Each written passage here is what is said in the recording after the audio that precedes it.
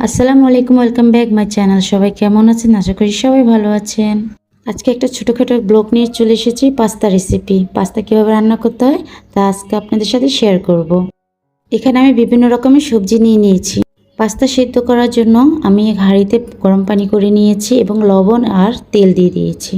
পানি ফুটে আসলে এখানে আমি পাস্তা দিয়ে দেব এবং ভালোভাবে নেড়ে চেড়ে নেব যেন পাস্তাগুলো নিচে না লেগে যায়। পাস্তা ভালোভাবে সেদ্ধ হওয়া পর্যন্ত আমি ফুটাতে থাকবো এবং বেশি 5 থেকে 10 মিনিটের মধ্যে পাস্তা আমার ভালোভাবে সেদ্ধ হয়ে যাবে এবং সেগুলো আমি ভালোভাবে ঠান্ডা পানিতে ছেঁকে নেব।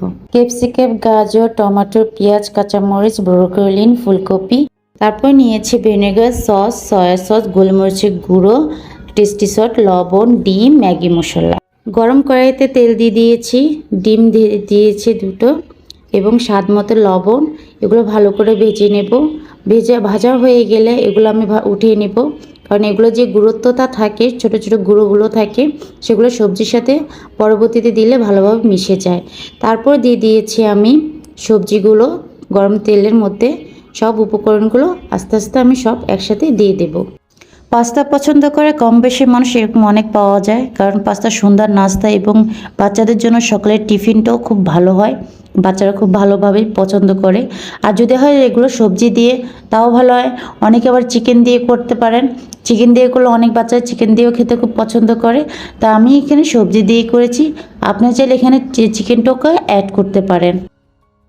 সব সবজিগুলো দেওয়া হয়ে গিয়েছে। এখন দিচ্ছি লবণ, টেস্টি সল্ট এবং গোলমরিচের গুঁড়ো।